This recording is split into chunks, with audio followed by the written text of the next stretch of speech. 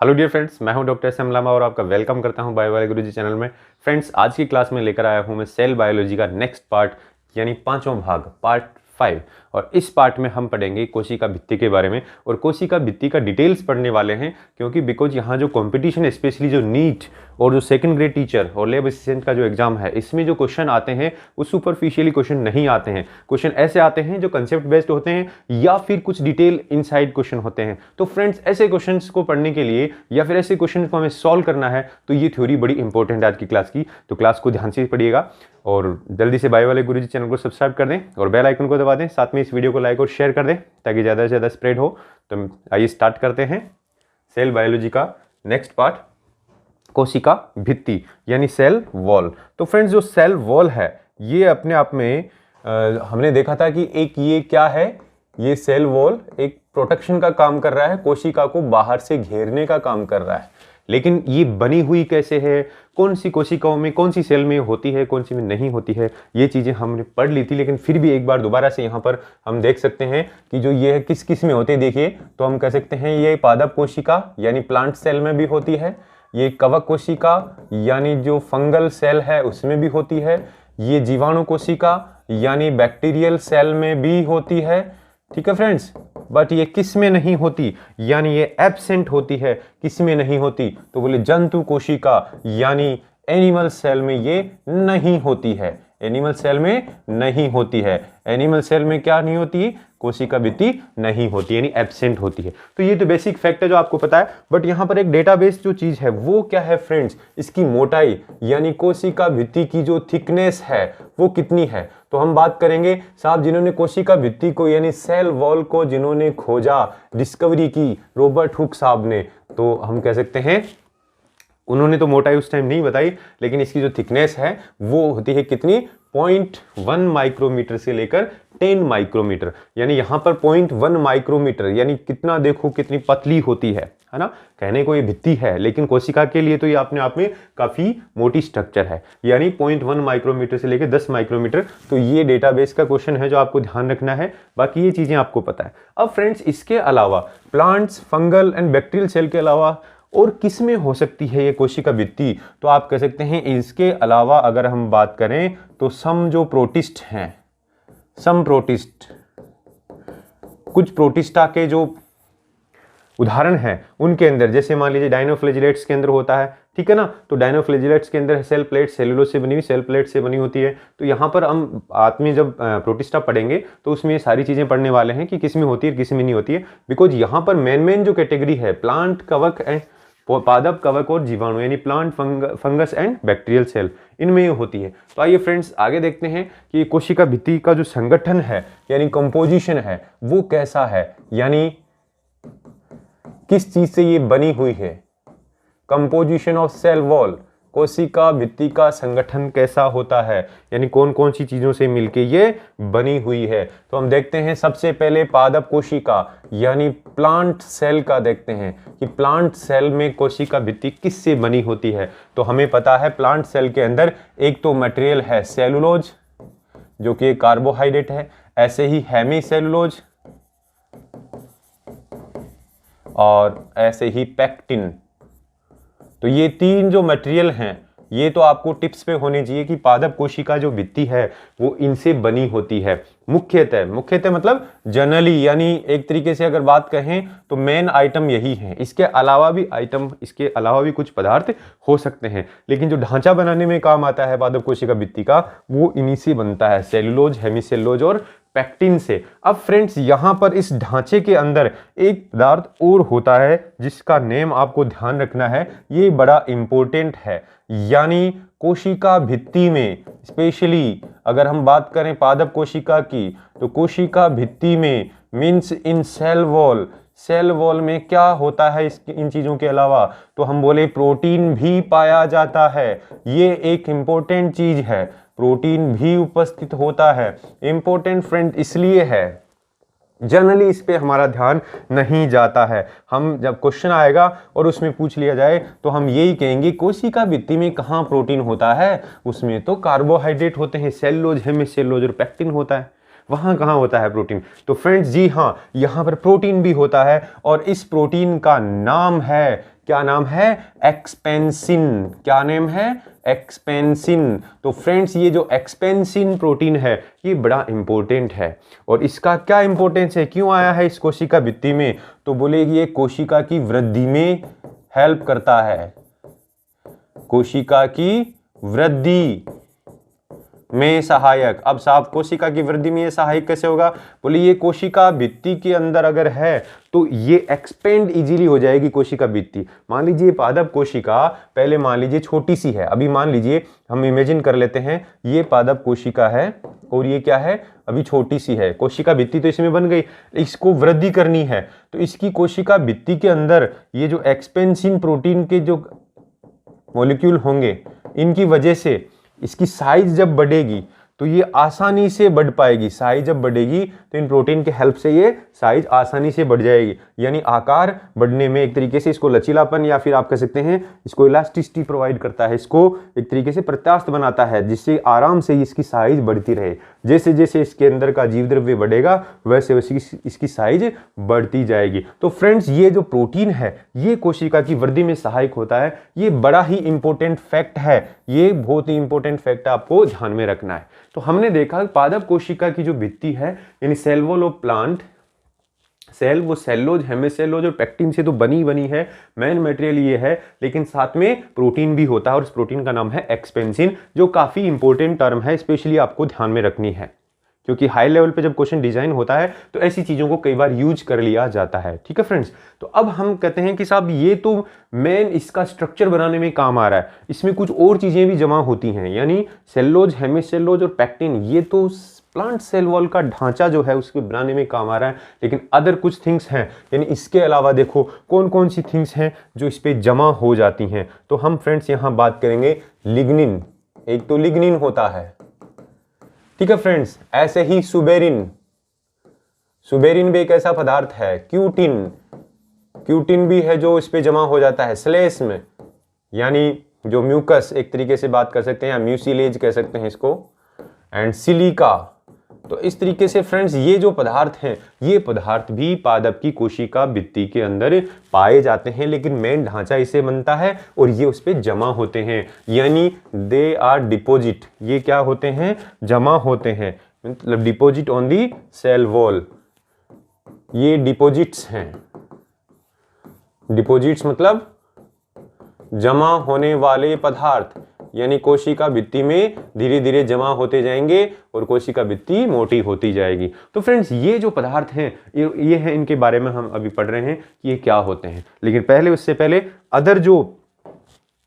Other जो सजीव हैं उनकी कोशिका भित्ति की बात करें तो शैवाल, शैवाल यानी एल्गी। तो फ्रेंड्स जो एल्गी है वैसे तो प्लांट का ही पार्ट है, लेकिन ये ऐसे छोटे प्लांट हैं, यानी वैसे तो पादपों का ही भाग है लेकिन छोटे हैं, इनका कोशिका भित्ति थोड़ा सा डिफरेंट होता है। डिफरेंट इन द सेंस इनमें सेलुलोज तो होता है, यानी सेलुलोज तो होता है, लेकिन सेलुलोज के अलावा कुछ अदर थिंग्स भी होती हैं। और फ्रेंड्स सेलुलोज के अलावा जो अदर थिंग्स हैं वो कौन कौन सी हैं? तो बोले गैलेक्टोज है, एक तो गैलेक्टोज एक कार्बोहाइड्रेट है, मोनोसेकेराइड है। ऐसे ही मेनन्स हैं, क्या है? मेनन्स, मेनोज नेम सुना आपने, वैसे मेनन्स।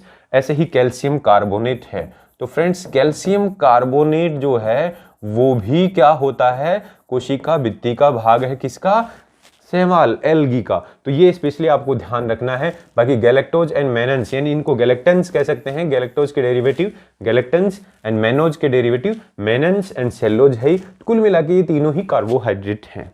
ठीक है फ्रेंड्स, तो बायोमोलिक्यूल वाले चैप्टर में हम आगे पढ़ेंगे कोशिका के बाद में, तो उसमें इन सबको पढ़ने वाले हैं कि ये मेनन्स क्या होते हैं, गैलेक्टोज क्या होता है, सेलुलोज क्या होता है, सबको पढ़ने वाले हैं। तो फ्रेंड्स यहाँ पर ये कैल्शियम कार्बोनेट अलग से आ गया है, तो ये स्पेशली आपको ध्यान में रखना है। ऐसे फ्रेंड्स डायनोफ्लेजिलेट्स, डायनोफ्लेजिलेट्स ये क्या है? तो बोले ये भी हम कहाँ पढ़ेंगे? डायनोफ्लेजिलेट्स जब हम जैविक वर्गीकरण पढ़ेंगे तो प्रोटिस्टा जो जगत है उसके अंदर पढ़ेंगे डायनोफ्लेजिलेट्स को। इनके अंदर कोशिका भित्ति होती है जो मोटी होती है। कैसी होती है? मोटी, यानी थिक होती है। और किससे बनी होती है? तो फ्रेंड्स ये सेलुलोजिक प्लेट से बनी होती है, यानी देखो ये भी सेलुलोज से ही बनी होती है। किससे बनी होती है? सेलुलोजिक प्लेट से ये बनी होती है। तो डायनोफ्लैजिलेट्स में भी कोशिका भित्ति किससे बना है? सेलुलोज से बना हुआ। कैसा डिजाइन होता है, क्या होता है, वो प्रोटिस्टा में पढ़ेंगे, क्योंकि यहां पर हम पादप कोशिका भित्ति को ही डिटेल में पढ़ने वाले हैं। अब फ्रेंड्स इसके बाद में आते हैं कवक यानी फंजाई। तो फंजाई जो है उनके अंदर कोशिका भित्ति किससे बनी होती है? तो आपको पता होना चाहिए ये काइटिन से बनी होती है। तो काइटिन एक शब्द एक जगह और आपने सुना होगा फ्रेंड्स, क्या कहां सुना काइटिन के बारे में?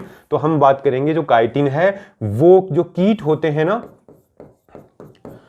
कीटों के बाह्य कंकाल में पाया जाता है, यानी एक्सोस्केलेटन ऑफ इंसेक्ट, यानी कीटों के बाह्य कंकाल में भी पाया जाता है। यानी क्या बनाता है ये? एक्सोस्केलेटन। कीट को देखो आप, कॉकरोच को देखा होगा, उसके ऊपर पंख होते हैं कड़े कड़े से, वो काइटिन से बने हुए हैं। तो एक्सोस्केलेटन ऑफ इंसेक्ट्स यानी कीटों का जो बाह्य कंकाल ये बनाता है। तो इसका मतलब दूसरी जगह भी है काइटिन, और मेनली आप कह सकते हैं कवकों की कोशिका भित्ति में भी है काइटिन। तो फ्रेंड्स ये जो काइटिन है ये क्या है? तो हम अभी आगे बात करेंगे। जो काइटिन है रियल में अगर बात करें तो ये एक कार्बोहाइड्रेट है। ये भी एक प्रकार का क्या है फ्रेंड्स? ये भी एक प्रकार का कार्बोहाइड्रेट है। क्या है ये? कार्बोहाइड्रेट। तो हम बायोमोलिक्यूल्स में इनको बड़े ही डिटेल में पढ़ने वाले हैं।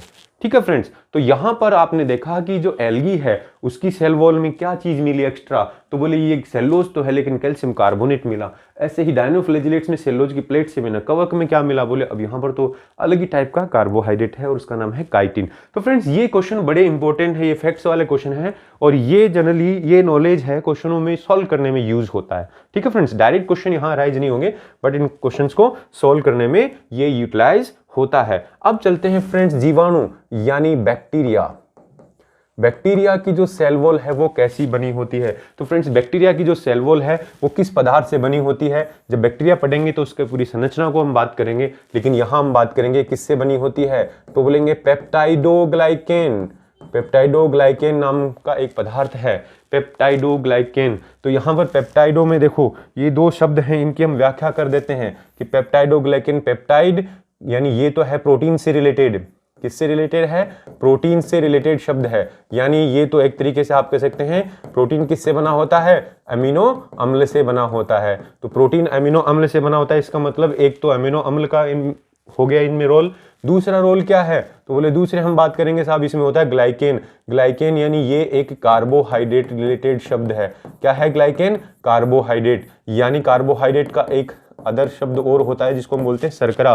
तो अब फ्रेंड्स यहां पर हम कह सकते हैं इन दोनों शब्दों को जोड़ के कि अमीनो शर्करा, अमीनो अम्ल व शर्करा से बनी होती है ना?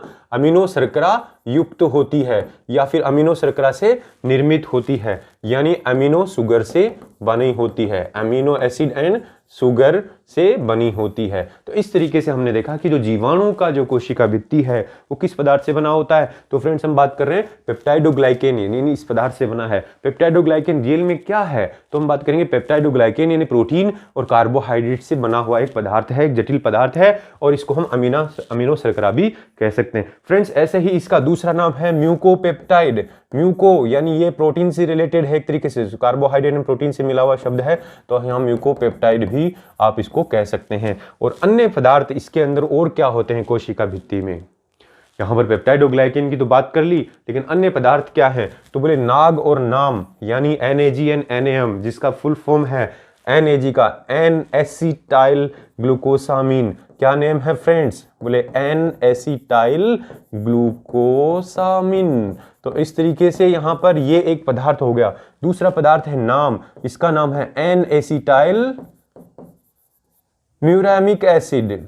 क्या नेम है? N acetyl muramic acid. तो फ्रेंड्स ये दोनों पदार्थ है यानी एन एसिटाइल ग्लूकोसामीन और एन एसिटाइल म्यूरेमिक एसिड, ये दोनों भी बैक्टीरिया की सेल वॉल में पाए जाते हैं। तो नाग और नेम जो है ये भी होते हैं और साथ में क्या होता है? अमीनो अम्ल और कार्बोहाइड्रेट भी होते हैं। तो फ्रेंड्स यहां पर अगर आपने यहां नोटिस किया तो ये देखा होगा मेनली पेप्टाइडोग्लाइकेन टर्म है वो बहुत बार कई क्वेश्चन में यूटिलाइज होता है। तो कि पेप्टाइडोग्लाइकेन क्या है? जीवाणु की कोशिका भित्ति से बनी होती है। तो अब हम इसको जब जीवाणु को पढ़ेंगे, बैक्टीरिया को पढ़ेंगे, तो बड़ी डिटेल में वहां पर पढ़ेंगे। अब यहां पर बात करते हैं कि साहब कोशिका भित्ति पर जो जमा होने वाले पदार्थ, अभी हमने पादप कोशिका की बात की थी तो उसमें कई पदार्थों की बात की थी, तो यहां पर जमा होने वाले जो पदार्थ हैं वो कौन कौन से हैं, यानी सेल वॉल पर जो डिपोजिशन है ना, डिपोजिट्स कौन कौन से हैं, यानी सेल वॉल डिपोजिट्स, यानी सेल वॉल पे जमा होने वाले पदार्थ कौन कौन से हैं। तो अभी उनके कई नाम हमने पढ़े थे, वहाँ लिग्निन भी पढ़ा था, ठीक है ना, वहाँ सुबेरिन भी पढ़ा था, क्यूटिन भी पढ़ा था, और भी नेम पढ़े थे। तो ये क्या है, इनके बारे में थोड़ा सा हम जान लेते हैं, क्योंकि फ्रेंड्स जरूरी है इनके बारे में जानना। तो हम यहाँ बात करेंगे कि साहब एक तो होता है लिग्निन। लिग्निन, लिग्निन क्या है, एक पॉलीसेकेराइड है। पॉलीसेकेराइड का मतलब क्या होता है फ्रेंड्स, तो हम बात करें पॉलीसेकेराइड का मीनिंग होता है कि वो एक कार्बोहाइड्रेट है, एक जटिल प्रकार का कार्बोहाइड्रेट है। ये हम बायोमोलिक्यूल्स में पूरा डिटेल में पढ़ने वाले हैं। तो पॉलीसेकेराइड होता है ये। साथ में ये कहाँ पर पाया जाता है, इसका जो प्रेजेंस है, इसका जो लोकेशन है वो बड़ा इंपॉर्टेंट है। तो हम बात करेंगे फ्रेंड्स, ये जाइलम की जो वाहिनिकाओं यानी ट्रैकिड्स में पाया जाता है, और साथ में जाइलम की वाहिकाओं यानी वेसल्स में। यानी जाइलम पौधों के अंदर पाया जाने वाला एक जटिल उत्तक है। जाइलम क्या काम करता है मेनली पौधों में, बोले जड़ों से पत्तियों तक, यानी रूट से अपर पार्ट तक वाटर को यानी जल को ले जाने का काम करता है, जल और खनिज लवणों को ले जाने का काम करता है। तो जाइलम में जय आ रहा है, इसे याद रख सकते हैं।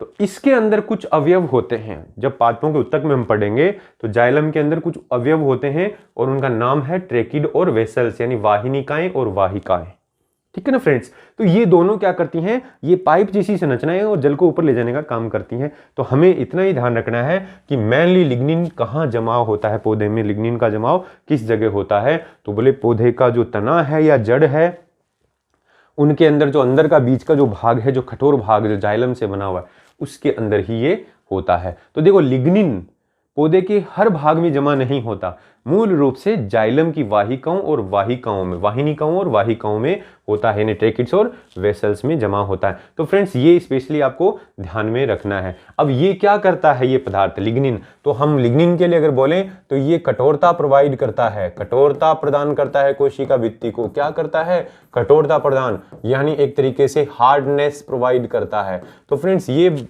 लिग्निन जो है ये हार्डनेस प्रोवाइड करेगा, इसी की वजह से आपका जो वुड है वो हार्ड होगा, वुडी इसी की वजह से होगा। कोई भी पार्ट है ना पौधे का, कोई भी भाग है वो कास्ट रूप में इसी वजह से कन्वर्ट होगा। तो अब ऐसे ही दूसरा पदार्थ है फ्रेंड्स, वो है सुबेरिन। तो फ्रेंड्स सुबेरिन, नाम में देखो, नाम बड़ा ही सिंपल सा लग रहा है, सुनने में भी अच्छा सा लग रहा है। तो सुबेरिन क्या है, तो हम बोलेंगे सुबेरिन एक वसीय पदार्थ है, यानी एक फैटी सब्सटेंस है, एक लिपिड वाला पदार्थ है, वसीय पदार्थ है ये, ठीक है फ्रेंड्स। और ये वसा है, चिकना है, तो जल के लिए क्या होता है, अपारगम्य, यानी impermeable for the water. Impermeable यानी इसमें से पानी नहीं जा सकता। जैसे हम हमारे सतह यहाँ पे सर्दियों में क्या लगा लेते हैं, बोले वैसलीन लगा लेते हैं या कोई कोल्ड क्रीम लगा लेते हैं, तो जब उस पानी की बूंद उस पर गिरती है तो कोई असर नहीं करती, यानी ऐसे लगता है बूंद वहीं है, हाथ हमारा ज्यादा गीला नहीं होता है।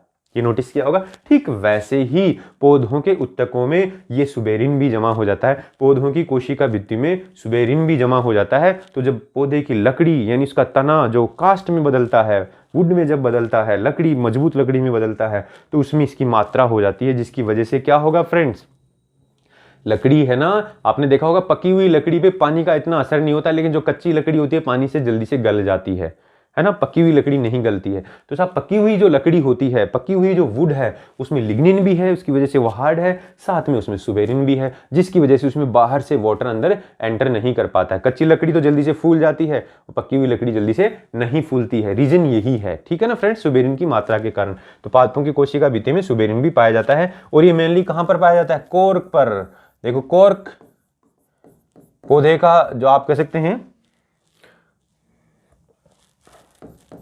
कोर्क जो है वो पौधे का यानी प्लांट का जो स्टेम होता है या ना, उस पर बाहर की तरफ जो छाल है, उस छाल का ही एक भाग है कोर्क। काफी हार्ड होता है, और ये हार्ड होने के साथ में वाटर के लिए इम्परमेबल है, यानी ये इस पार्ट में वाटर एंटर नहीं करता है, यानी जल्दी से ये पानी को एब्जॉर्ब नहीं करता है। ऐसे ही फ्रेंड्स तीसरा जो पदार्थ है वो है क्यूटिन। क्या है, क्यूटिन। तो क्यूटिन देखो नाम क्यूट, बड़े सुंदर है, यानी लेकिन यहाँ पर आप कह सकते हैं सुंदरता कैसे बनेगी, क्यूटिन की सुंदरता यानी क्यूट कैसे बनेंगे, तो बोले सर्दियों में कोल्ड क्रीम लगाएंगे, चिकनाई चिकनाई। तो ऐसे यहाँ पर क्यूटिन भी है, वो भी एक वसीय पदार्थ है, चिकनाई वाला पदार्थ है, यानी ये भी फैटी सब्सटेंस है, या फिर आप कह सकते हैं ये भी एक लिपिड सब्सटेंस है। ठीक है फ्रेंड्स, अब ये क्यूट कहाँ होता है, तो हमने बोलेंगे, देखिए हमने कभी जब फ्रूट्स को देखते हैं तो देखते हैं बाहर से सतह उसकी चमकती है, ठीक है ना। बहुत सारे फ्रूट्स को देखते हैं तो बाहर की सतह चमकती है, जैसे एप्पल को देखो चमक रही है, ऐसे ही हम जैसे हरी मिर्च को देखते हैं बाहर से चमक रही है, ऐसे ही पौधे की पत्तियों को देखते हैं तो चमकती है, उससे पानी की बूंद भी गिरती है तो वो ऐसे ठहरती नहीं है। तो इसका मतलब उसके बाहर की तरफ एक वैक्सी यानी एक मोम युक्त पदार्थ से बनी हुई परत है, और उस मोम युक्त पदार्थ की परत को बोलते हैं क्यूटिकल। तो फ्रेंड्स ये जो क्यूटिन है वो क्यूटिकल के रूप में पाया जाता है, और कहां पर पाया जाता है, अधिचर्म पे यानी एपिडर्मिस पे, है ना।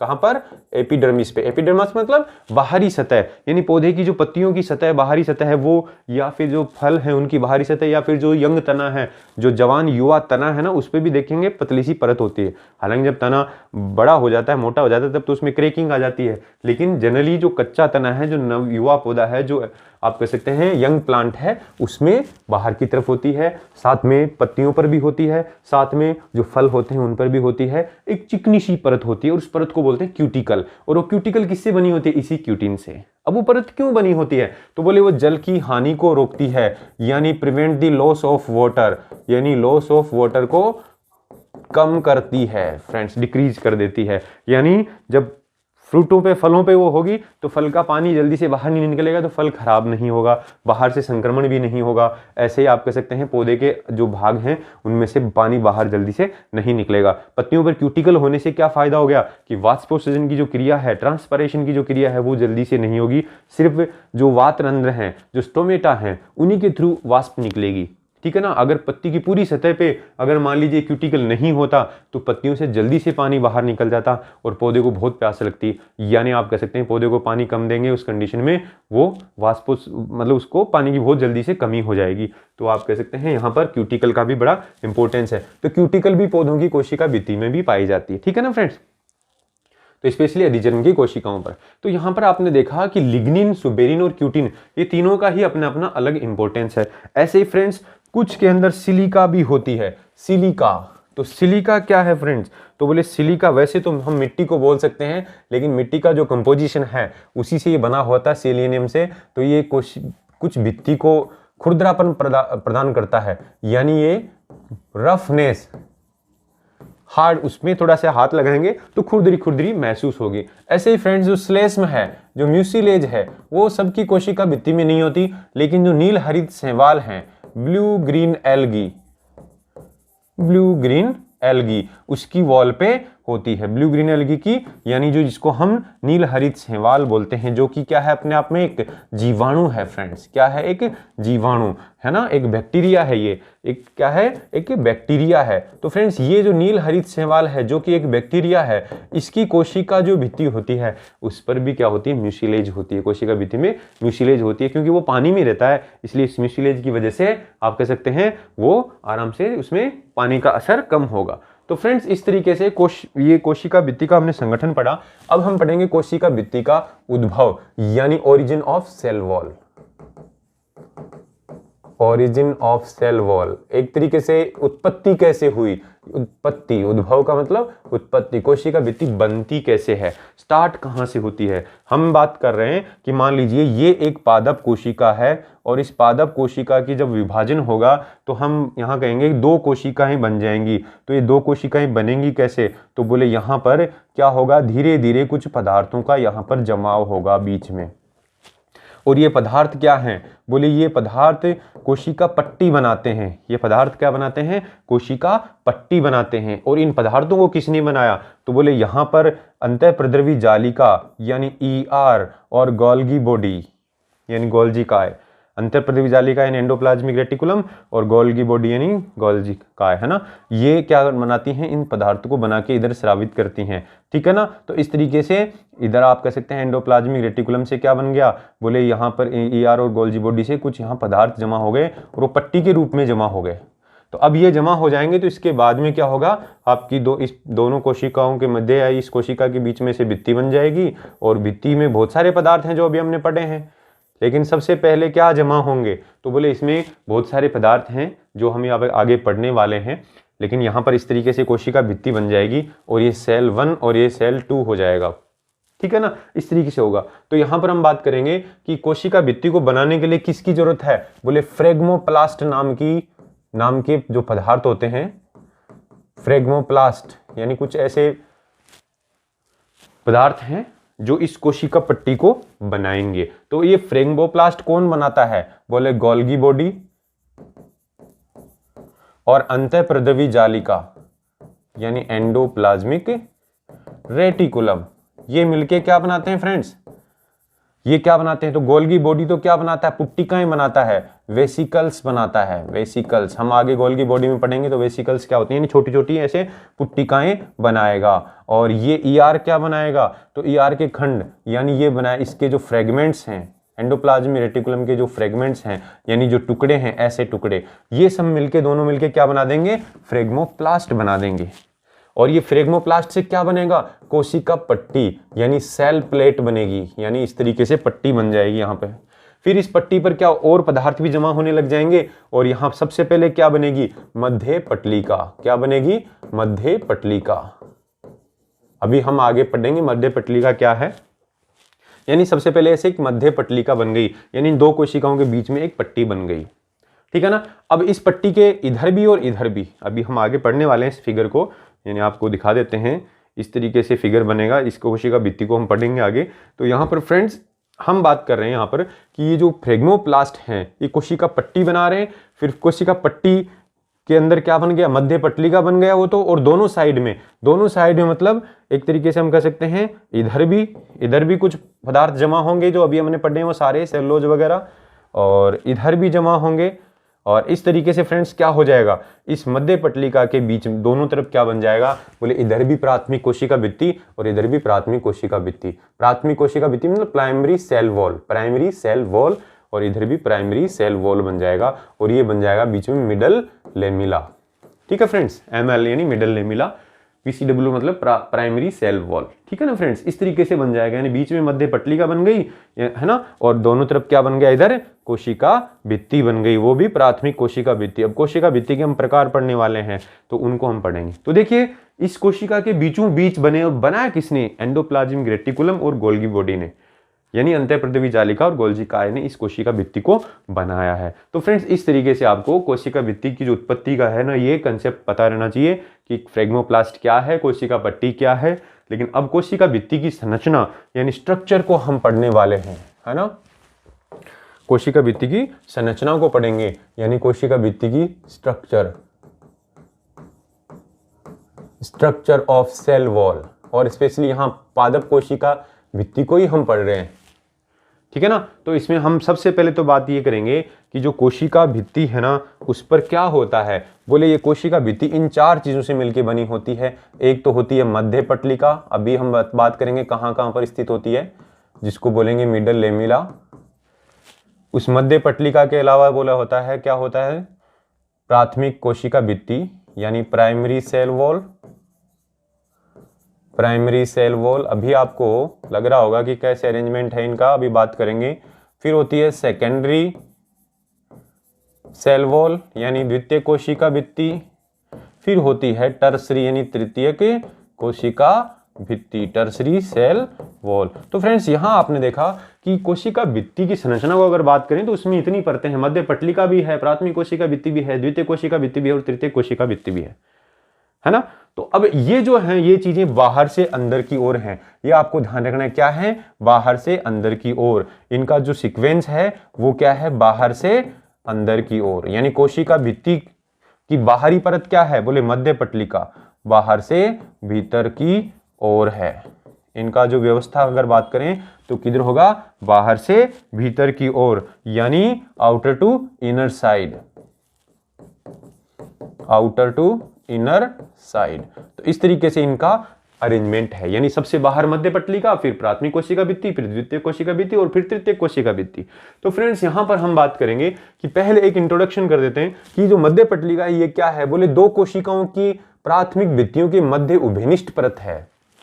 भाई कोशिका भित्ति के तो बाहर की तरफ हो गया, लेकिन इधर दूसरी कोशिका और है ना, तो उसकी भी मध्य पटलिका होगी। तो दो कोशिकाओं के बीच का एक साझा यानी मध्य उभयनिष्ठ परत हो गई, यानी एक तरीके से कॉमन लेयर है, ठीक है ना, बीच का कॉमन लेयर है। ये क्या है?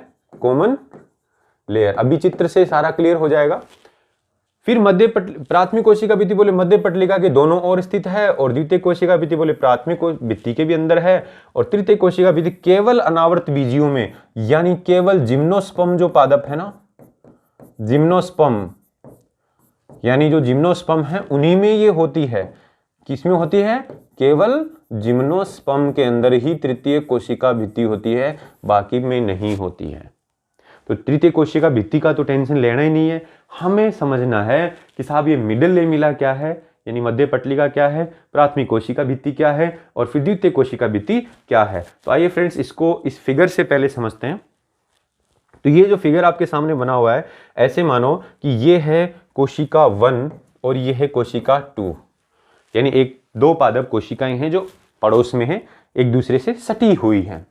तो अब हम बात करेंगे कि ये जो सटी हुई हैं, तो इनमें अगर देखें तो देखो ये जो पीले वाला जो भाग दिख रहा है ये है मध्य पटलिका, यानी दोनों के बीच की पट्टी आ गई एक तरीके से, दोनों का उभयनिष्ठ हो गया ना, अभी हमने बात की थी उभयनिष्ठ है ये। तो ये तो है मध्य पटलिका, यानी ये तो हो गया मिडल लेमिला जो कि उभयनिष्ठ है। उभयनिष्ठ का मतलब देखो इस पे भी है और इस पे भी है, तो दोनों जुड़ गई, तो ये मध्य तो एक तरीके से जोड़ने का काम कर रही है।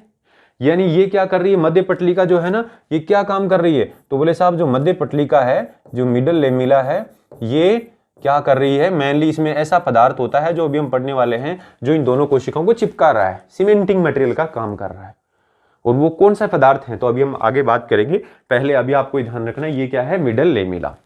फिर उसके बाद में मिडल लेमिला के बाद में अब इस कोशिका की तरफ ध्यान देते हैं थोड़ा।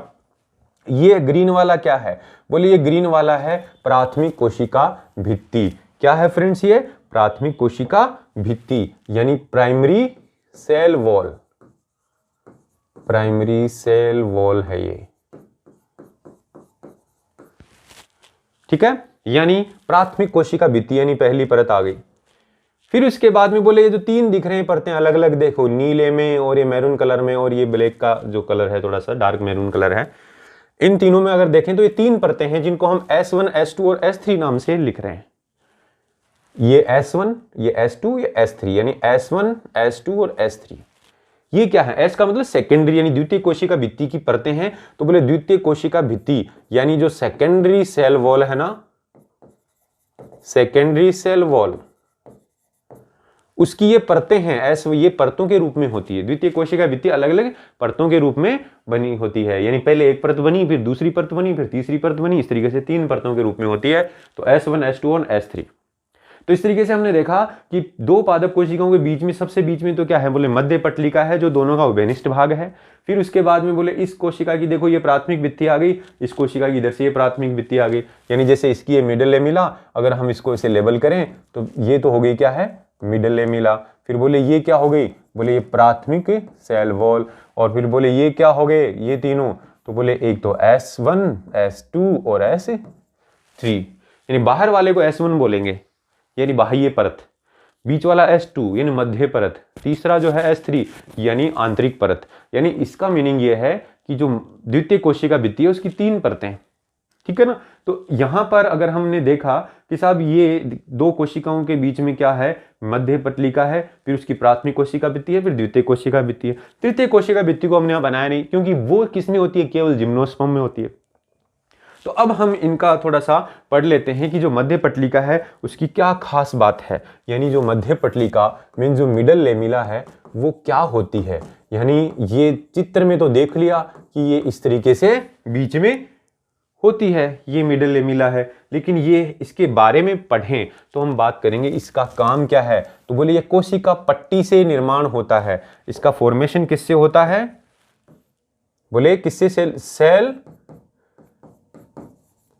प्लेट से इसका फॉर्मेशन होता है। इसका निर्माण किससे होता है, सेल प्लेट से। अब देखो सेल प्लेट क्या है, तो हमने अभी पढ़ा था कि साहब ये देखो यहां पर बताया था पहले, सबसे पहले कोशिका पट्टी बनती है बीच में, तो मिडिल लेमिला का निर्माण किससे होगा, तो बोले मिडिल लेमिला का निर्माण यानी मध्य पटलिका का निर्माण किससे हुआ फ्रेंड्स, बोले कोशिका पट्टिका से निर्माण हुआ, सेल प्लेट से इसका निर्माण हुआ। अब ये किस पदार्थ की बनी होती है, तो बोले कैल्शियम और मैग्नीशियम पैक्टेट किससे बनी होती है फ्रेंड्स। तो अभी आपको यहां पर आपके लिए ये बड़ा इंपॉर्टेंट टर्म है क्या, तो बोले कैल्शियम एंड मैग्नीशियम पैक्टेट दो पदार्थों से बनी है। अब यहां पर क्वेश्चन आया हुआ है कि इनमें से ज्यादा कौन सा होता है, तो हम बोलेंगे जो कैल्शियम पैक्टेट है ना, कैल्शियम पैक्टेट उसकी मात्रा मैग्नीशियम पैक्टेट की तुलना में अधिक होती है, ग्रेटर ज्यादा होती है।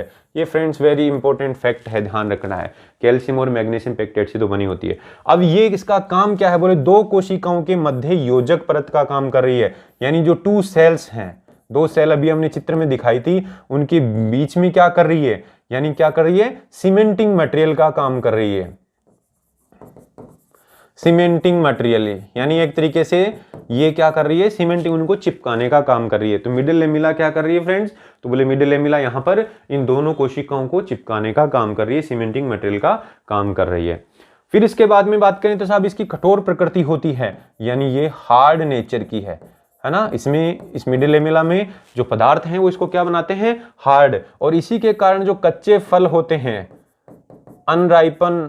अनराइप्ड जो फ्रूट हैं, कच्चे फल है ना, जो पके हुए नहीं, इसी के कारण क्या होते हैं, वो हार्ड होते हैं। आपने हरे अमरूद को देखा होगा, नाशपाती को देखा होगा, है ना, ऐसे ही कोई भी फल होता है शुरू में हार्ड होता है ना, इसकी का कारण क्या है, इस मिडिल लेमिला के कारण ही वो, यानी इस मध्य पटलिका के कारण ही कच्चे फलों की भित्ति हार्ड होती है, ठीक है ना। और ये आप कह सकते हैं जो कोशिका ये बनती कब है, यानी अभी हमने बात किया जब ये इसका निर्माण है ना, ये बनती कब है, तो बोले दो कोशिकाओं, एक कोशिका का जब विभाजन होता है, एक से जब दो बनती हैं, यानी हम बात करें एक कोशिका का विभाजन होता है और एक से जब दो बनेंगी, तो कोशिका विभाजन की जो अंत्यावस्था है ना, जो लास्ट यानी जो टीलोफेज है ना, कोशिका विभाजन की, यानी जब सेल डिवीजन होगा, यानी एक कोशिका का जब विभाजन होता है तो उससे दो बनती हैं, तो जब सेल डिवीजन होगा तो उसकी लास्ट जो फेज है, अंतिम अवस्था है, जिसको अंत्य अवस्था यानी टीलोफेज बोलते हैं, उसमें इसका निर्माण होता है, यानी टीलोफेज में मिडिल लेमिला बनना चालू हो जाती है। तो फ्रेंड्स ये ऐसे कुछ फैक्ट्स थे जो अपने आप में डायरेक्ट क्वेश्चन आते हैं। यहाँ पर सेल प्लेट से मध्य पटलिका बनती है, मध्य पटलिका का जो रासायनिक संगठन वो क्या है, बोले calcium pectate and magnesium pectate, ये सीमेंटिंग मटेरियल का काम करती है, और कच्चे फलों की भित्ति जो कठोर है इन्हीं के कारण होती है, और ये इस अवस्था में यानी टीलोफेज में बनती है। इसके बाद में चलते हैं प्राथमिक कोशिका भित्ति यानी प्राइमरी सेल वॉल। तो फ्रेंड्स यहां पर जो प्राथमिक कोशिका भित्ति है, प्राइमरी जो सेल वॉल है, उसको हमने देखा कि वो मध्य पटलिका के भीतर की ओर बन रही है। कहां बन रही है फ्रेंड्स, बोले मध्य पटलिका के भीतर की ओर बन रही है। ये देखो ये मध्य पटलिका आ गया, इधर इस कोशिका की प्राथमिक कोशिका भित्ति आ गई है, ये जो ग्रीन वाली है, और इधर इस कोशिका की, ठीक है ना। तो ये जो हरा हरा जो दिख रही है क्या है, प्राथमिक कोशिका भित्ति है। अब ये प्राथमिक कोशिका जो भित्ति है वो कहां पर पाई जाती है, बोले सबसे पहले तो सभी पादप कोशिकाओं में ये उपस्थित होती है। सभी पादप कोशिकाएं यानी ऑल सेल्स ऑफ प्लांट, पौधे की जितनी भी कोशिकाएं हैं ना, उन सब में प्राथमिक कोशिका भित्ति होती है। ये इंपॉर्टेंट चीज है ना। द्वितीय कोशिका भित्ति होना जरूरी नहीं, लेकिन प्राथमिक कोशिका भित्ति जो है वो सभी कोशिकाओं में, पौधे की सभी कोशिकाओं में होती है। इसकी जो मोटाई है देखो, यानी मोटाई मतलब 1 से 3 माइक्रोमीटर है। वैसे हमने कोशिका भित्ति की मोटाई 1 से 10 माइक्रोमीटर बताया था, लेकिन ये प्राथमिक कोशिका भित्ति है। उसके बाद में द्वितीय कोशिका भित्ति भी किसी किसी में आती है, तो अब वहां पर हम बात करेंगे। इसकी मोटाई है वो कम है। ये फ्रेंड्स पतली है यानी थिन है, देखने में लग रहा था। साथ में लचीली है यानी फ्लेक्सिबल है या इलास्टिक है, फ्लेक्सिबल है। और पारगम्य है, ये परमिएबल है, यानी जो कोशिका भित्ति, जो प्राथमिक कोशिका भित्ति क्या है, वेरी थिन है, पतली सी है, लचीली होती है और पारगम्य होती है, यानी इसके आर पार कोई भी पदार्थ जा सकता है फ्रेंड। अब ये किससे बनी होती है, इसका संगठक पदार्थ क्या है, तो बोले एक तो है सेलुलोज, यानी इसका कंपोजिशन क्या है, मतलब किस पदार्थ से ये बनी है फ्रेंड्स। तो हम बात करेंगे एक तो सेलुलोज और दूसरा हेमीसेलुलोज, और साथ में पेक्टिन, पेक्टिन से भी बनी है। तो इस तरीके से फ्रेंड्स आपने देखा कि ये तीनों पदार्थों से मिलकर ये प्राथमिक कोशिका भित्ति बनती है। अब यहां हमने एक स्टेटमेंट बोला कि it is found in the all cells of plant, यानी प्लांट के सारी कोशिकाओं के अंदर ये होती है, ठीक है ना। लेकिन कुछ कोशिकाएं ऐसे हैं जिनमें प्राथमिक कोशिका भित्ति और द्वितीयक कोशिका भित्ति दोनों होती हैं, और कुछ कोशिकाएं ऐसी होती है जिनमें केवल प्राथमिक कोशिका भित्ति ही होती है, केवल प्राथमिक कोशिका भित्ति। और फ्रेंड्स वो क्या है, बोले विभज्योतक। एक तो विभज्योतक, यानी जो कोशिकाएं लगातार विभाजित होती रहती हैं उनको हम क्या बोलते हैं, विभज्योतक की कोशिकाएं बोलते हैं, मेरिस्टेम। वह मृदुतक यानी पेरेनकाइमा,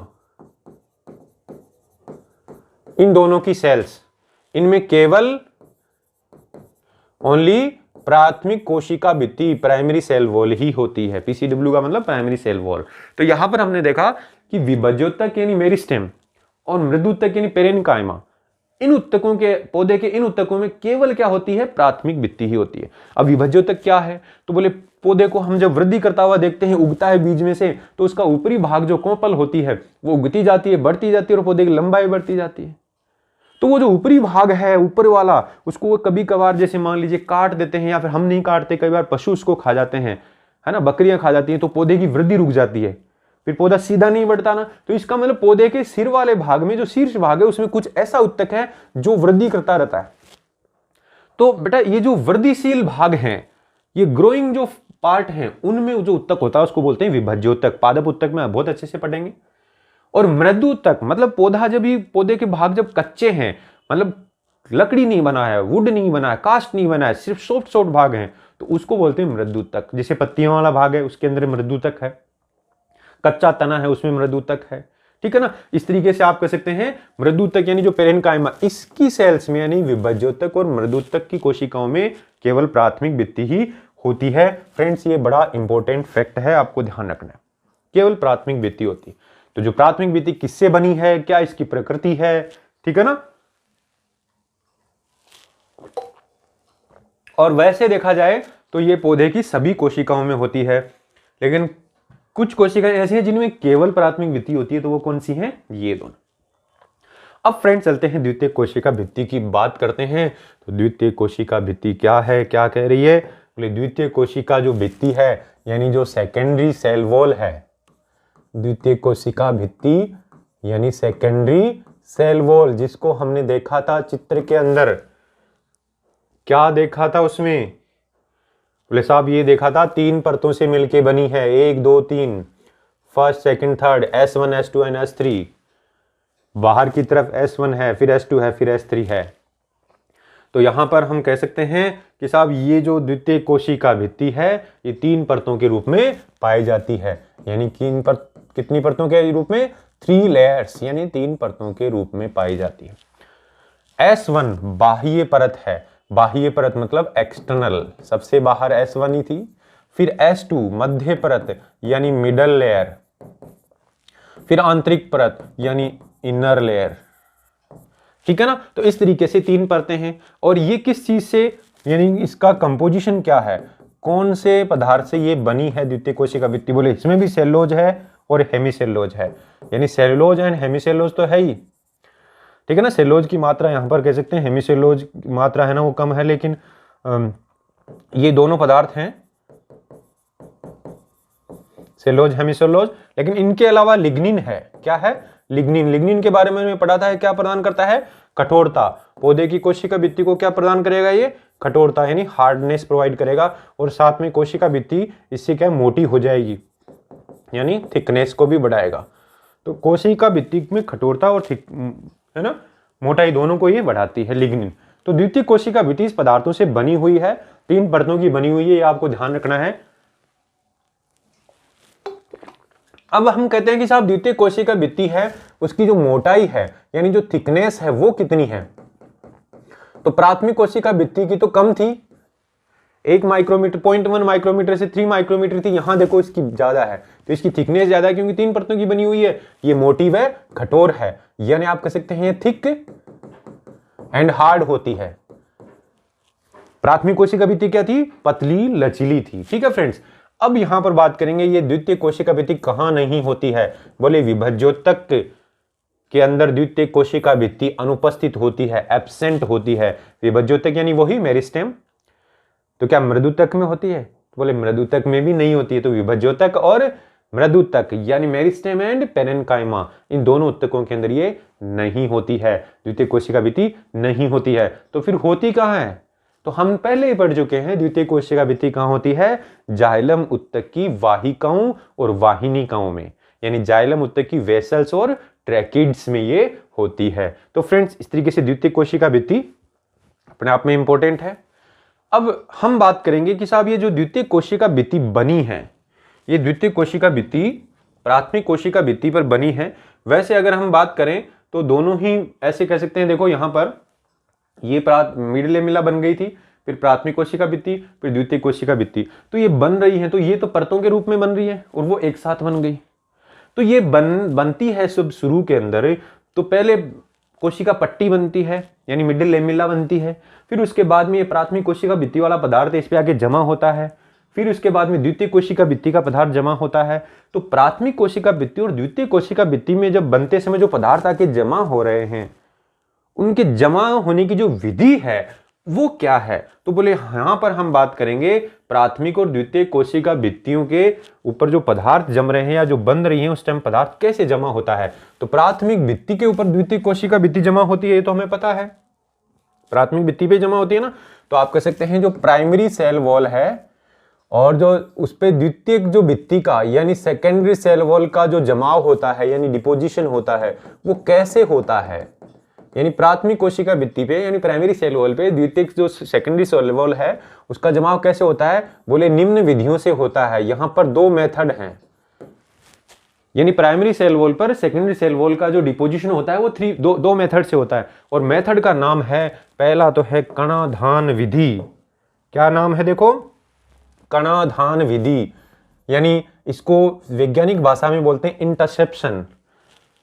इंटरसेप्शन, ठीक है ना, कणाधान विधि नाम से ही पता चल रहा है। दूसरी विधि है स्तराधान विधि, स्तराधान यानी एपोजिशन।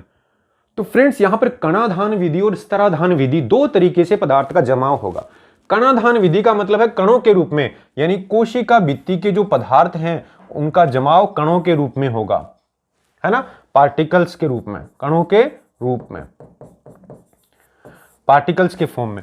यानी जैसे मान लीजिए पार्टिकल्स का फॉर्म का मीनिंग है कि मान लीजिए पदार्थ जो है वो ऐसे जमा हो रहा है, ऐसे कण आके जमा हो रहे हैं, जमा होते जा रहे हैं कण और बनती जा रही, और इसमें खूब सारे जब कण जमा हो जाएंगे तो आपको यहाँ परत दिखने लगेगी एक, है ना, बाद में क्या दिखने लगेगी, ऐसे ये पूरी की पूरी ऐसे बन जाएगी।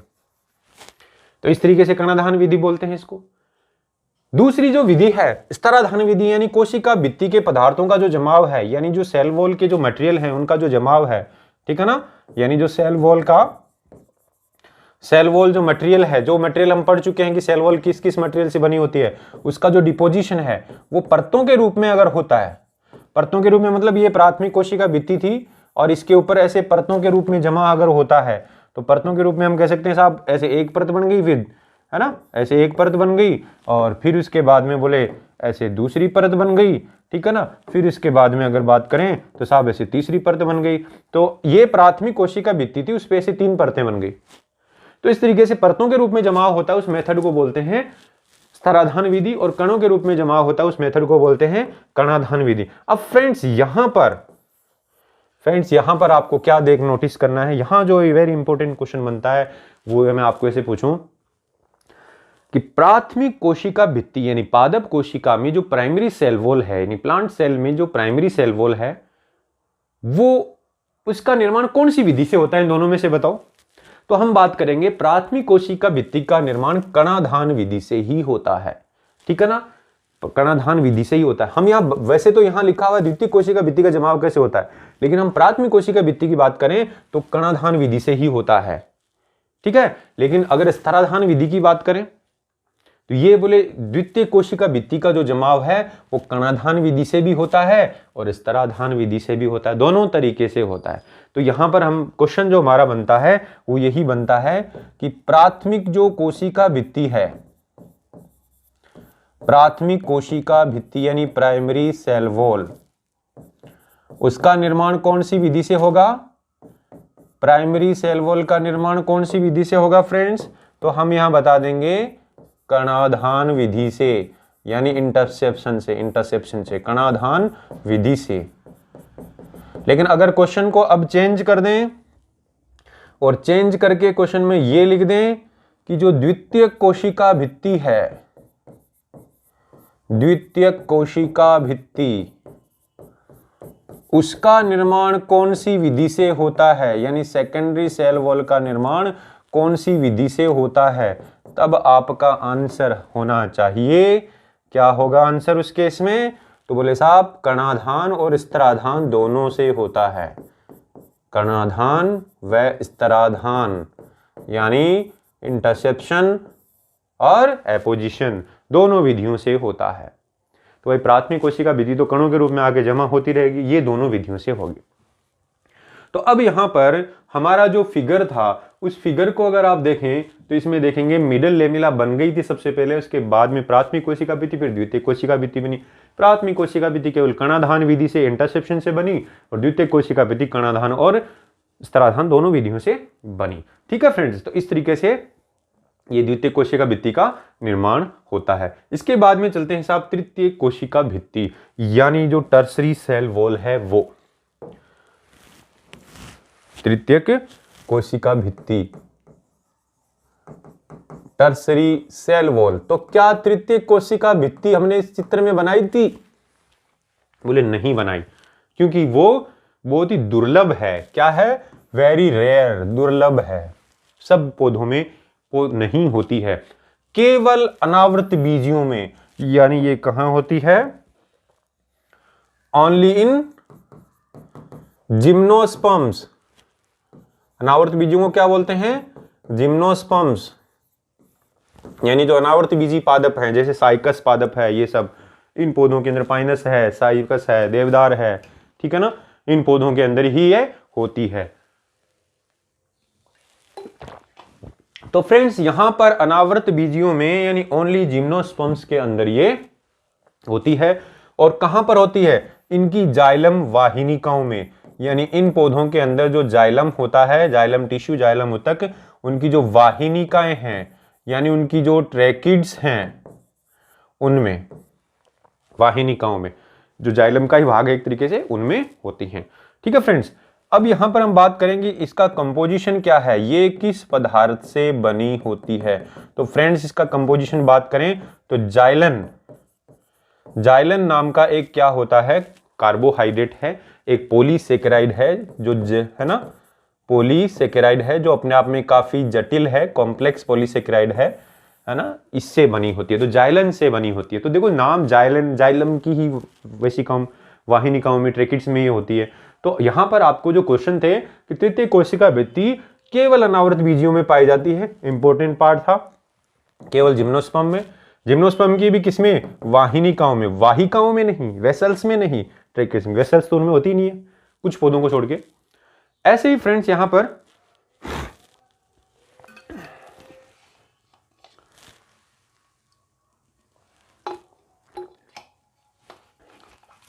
आगे अगर बात करें, जाइलन, इससे ये बनी होती है। तो इस प्रकार से हमने यहां पर क्या देखा? प्राथमिक कोशिका भित्ति और द्वितीय कोशिका भित्ति, तृतीय कोशिका भित्ति का संरचना पड़ा। अब अगर हम सीक्वेंस की बात कर लें, तो सीक्वेंस की बात करें तो आपको एक चीज ध्यान रखनी है फ्रेंड्स, सबसे कोशिका में सबसे बाहर, यानी जो कोशिका भित्ति के जो संरचनाएं हैं, स्पेशली जो पादप कोशिका है, पादप कोशिका भित्ति की जो संरचनाएं हैं, या जो परतें हैं, जो आवरण हैं, संरचनाओं का जो क्रम है, यानी प्लांट सेल की जो स्ट्रक्चर है, यानी प्लांट सेल के अंदर जो स्ट्रक्चर हमने पढ़ी ना, plant cell structures, plant cell structure नहीं, सॉरी, प्लांट सेल की जो वॉल है, प्लांट सेल वॉल की जो स्ट्रक्चर्स हैं, उनका जो सीक्वेंस है, अरेंजमेंट अगर बात करें, सीक्वेंस की अगर बात करें तो हमें कैसे बताएंगे? तो क्वेश्चन फ्रेंड्स ये है कि सबसे बाहरी उनका जो क्रम है, कोशिका, पादप कोशिका भित्ति की जो वेरियस संरचनाएं हमने पढ़ी, उनका जो बाहर से जो क्रम है, वो क्रम कैसे बताएंगे? हम ऐसे बताएंगे, मध्य पटलिका,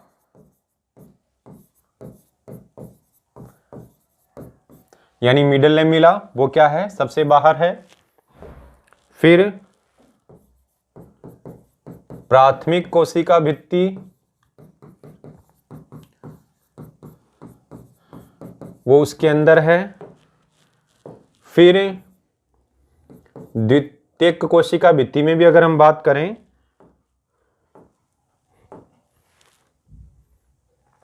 तो S1, S2 एंड S3, ये एंड लास्ट में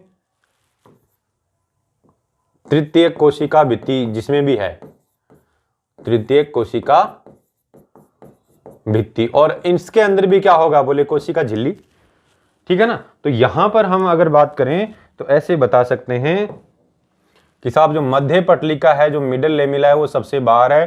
फिर प्राथमिक कोशिका भित्ति यानी प्राइमरी सेल वॉल उसके अंदर है। फिर द्वितीय कोशिका भित्ति का S1, S2 and S3 and then इसके बाद में तृतीय कोशिका भित्ति यानी टर्सरी सेल वॉल। ये सीक्वेंस है ना, ये आपको क्वेश्चनों में बन सकता है, क्वेश्चन इस पे बेस्ड बनाए जा सकते हैं, इस पे बेस्ड क्वेश्चन, ठीक है फ्रेंड्स। तो अब चलते हैं साहब, ये जो कोशिका भित्ति हमने पढ़ी, इस कोशिका भित्ति में जगह जगह कुछ संरचनाएं बनी हुई। मान लीजिए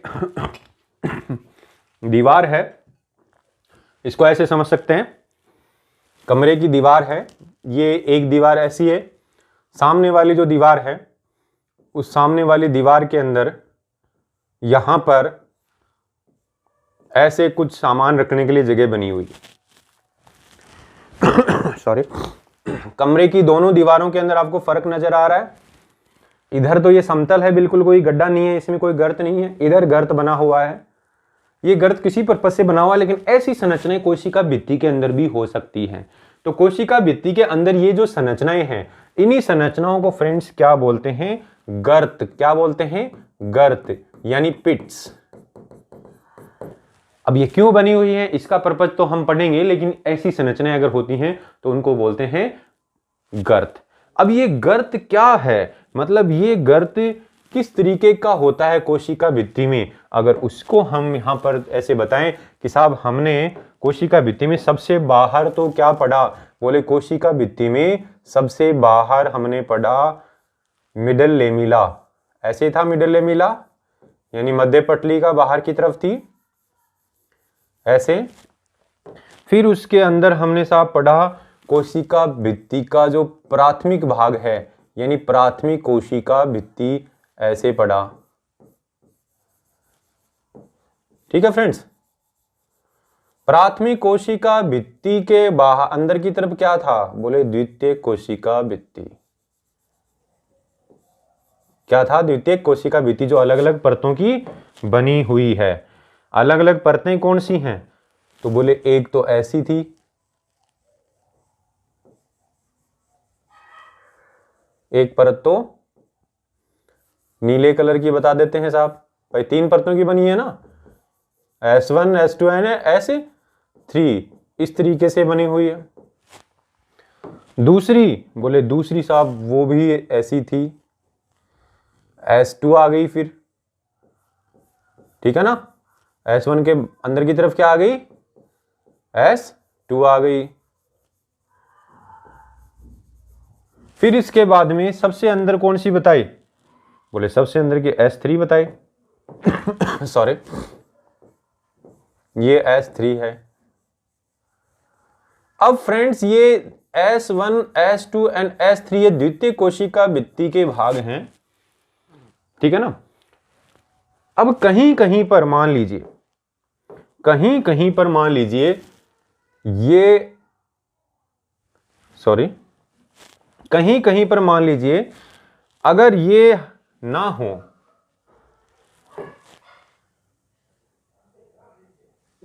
कहीं कहीं पर अगर ये ना हो, ये ऐसे इनमें छेद हो जाए, जैसे मान लीजिए अब इसको ऐसे समझ लेते हैं कि सामने ऑपोजिट बना के बता देते हैं थोड़ा सा,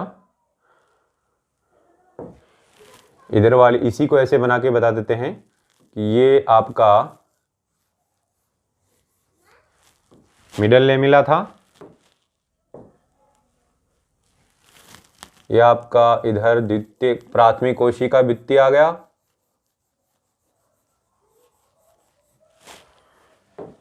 ठीक है फ्रेंड्स। ऐसे प्राथमिक कोशिका प्राइमरी सेल वॉल आ गया। फिर इसके बाद में ये द्वितीय कोशिका भित्ति यहां पर बना रहे हैं, लेकिन देखो ऐसे द्वितीय कोशिका भित्ति में क्या है, इस जगह द्वितीय कोशिका भित्ति के अंदर क्या है, ऐसे द्वितीय कोशिका भित्ति में ऐसे डिप बना हुआ है, गर्त बन गया, मतलब यहां पर द्वितीय कोशिका भित्ति एब्सेंट है। द्वितीय कोशिका भित्ति का भी S1 पार्ट की बात की अभी तो। फिर उसके बाद में ऐसे S2 पार्ट है, वो भी यहां पर एब्सेंट है ना, S2 पार्ट भी एब्सेंट है यहां पर। और फिर इसके बाद में अगर बात करें तो S3 पार्ट की बात करें तो S3 पार्ट है, वो भी नहीं है, वो भी यहां पर जमा नहीं हुआ है, बीच में गैप लग गया है। तो फ्रेंड्स अब आपको यहां समझ में आ रहा है कि अगर हम यहां पर इसकी बात करें तो यहां पर देखो कोई गर्त नहीं है, यानी द्वितीय प्राथमिक कोशिका भित्ति और द्वितीय कोशिका भित्ति की तीनों परतें एक जैसे हैं, लेकिन यहां पर द्वितीय कोशिका भित्ति की जो तीनों परतें हैं वो एब्सेंट, यानी द्वितीय कोशिका भित्ति कहीं कहीं पर एब्सेंट है। तो ये जो कहीं कहीं पर एब्सेंट है ना फ्रेंड, यही क्या है, ये कहीं कहीं पर जो एब्सेंट है यही क्या है,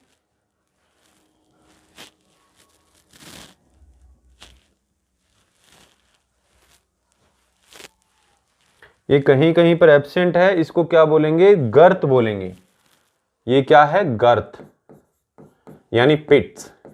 तो अब गर्त का मतलब समझ में आ गया, द्वितीय कोशिका भित्ति का जमाव कहीं कहीं पर नहीं है।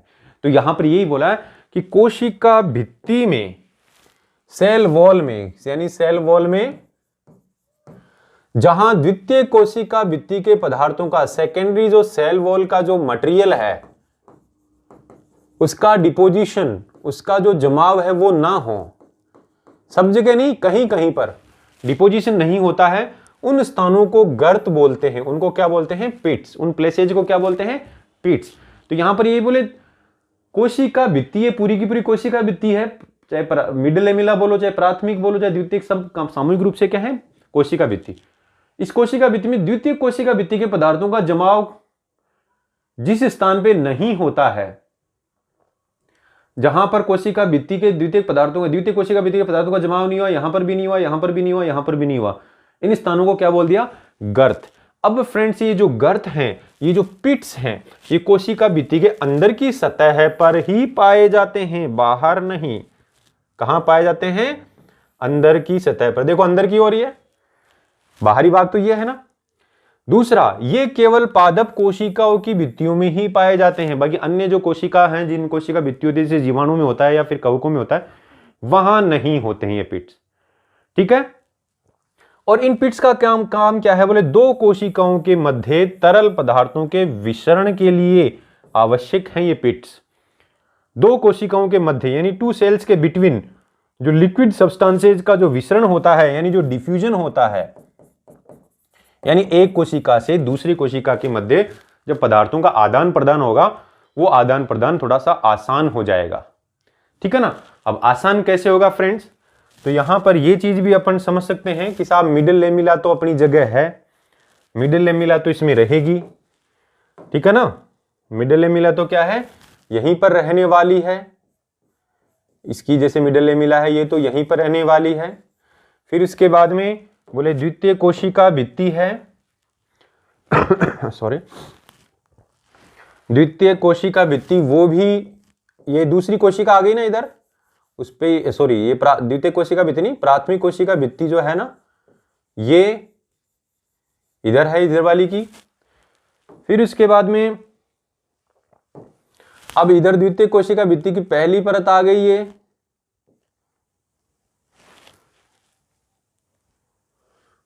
पहली परत आ गई ना ऐसे। अब पहली परत देखो यहां इस गर्त के सिद्ध में, ये जो गर्त है वहां पर ये S1 यहां पर भी नहीं है, इस गर्त की सिद्ध में S1 यहां पर भी नहीं है, यानी इस साइड से भी क्या है, गर्त बना हुआ है। तो गर्त कैसा होता है, हमेशा युग्म में होता है। गर्त कैसा होता है, युग्म में होता है। ऐसे दूसरी जो परत आई S2 आई, वो S2 भी यहां पर नहीं है, S2 भी क्या है, नहीं है, नहीं दिख रही आपको। इसी प्रकार से फ्रेंड्स जो S3 है वो भी इस जगह क्या है, ये नहीं है।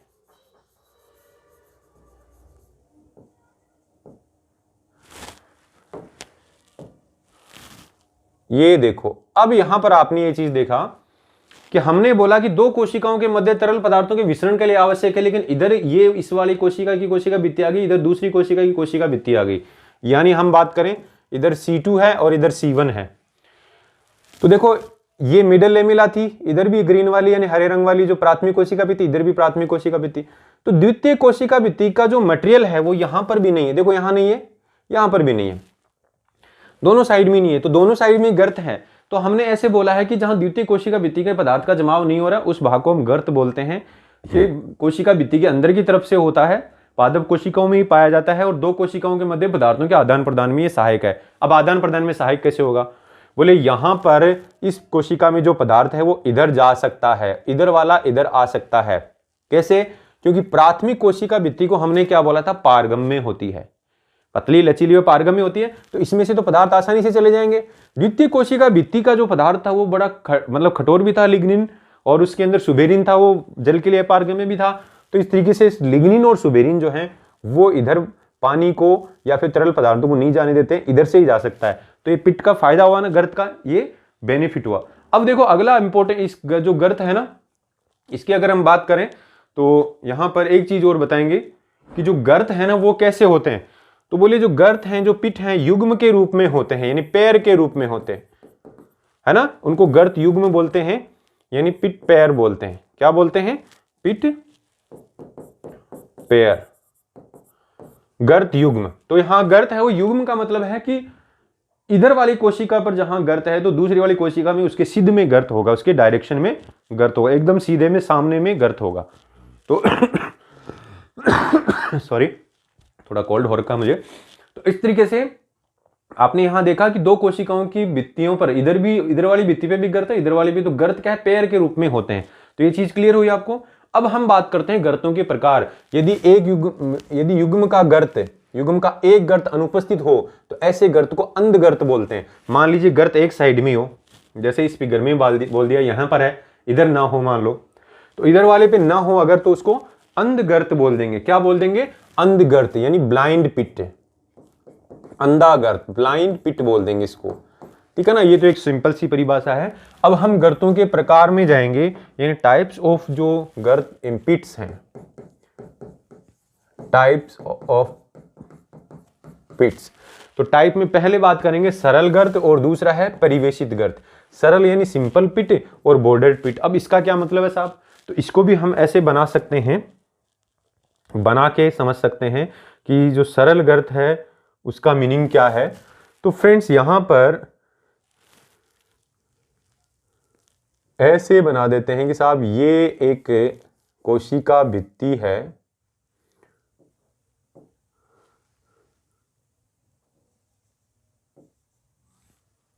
और उसमें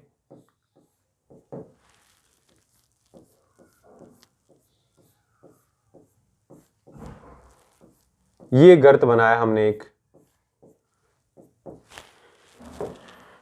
एक कोश इधर गर्त आ गया और दूसरी इधर दूसरी कोशिका भित्ति का आ गया।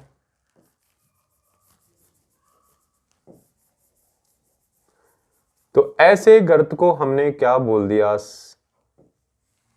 सिंपल गर्त। क्यों बोला इसको सिंपल गर्त? सिंपल पिट क्यों बोला इसको, ये इस गर्त को? बोले सिंपल पिट इसलिए बोला, इसको सिंपल पिट इसलिए बोला कि इसका जो व्यास है बाहर से अंदर की तरफ एक जैसा है। तो हमने बोला युग्म के दोनों गर्तों का संपूर्ण लंबाई में व्यास एक समान हो अगर, यानी डायमीटर, व्यास का मतलब कि जो डायमीटर है वो एक जैसा हो। देखो व्यास जो है वो एक सार है, एक जैसा है पूरी लंबाई के अंदर। पूरी लंबाई में जो व्यास है वो क्या है? एक जैसा है, यानी यहां पर जो व्यास है वो एक जैसा है पूरी लंबाई में। तो उसको क्या बोलेंगे हम? सरल गर्त। परिवेशित गर्त बॉर्डर पिट में यानी व्यास संपूर्ण लंबाई में एक समान नहीं होता, यानी जो डायमीटर है वो एक समान नहीं है, अनइक्वल है। तो अनइक्वल है तो वो कैसा होगा, उसका फिगर कैसा होगा? तो उसके फिगर को अगर बनाए तो उसको ऐसे समझ सकते हैं हम कि ये मान लीजिए ऐसे समझ सकते हैं, अंदर से कोशिका भित्ति को ऐसे बना दिया कि ये तो पिट है, इधर से पिट है ना, गर्त है, इधर से दिख रहा है ये गर्त है।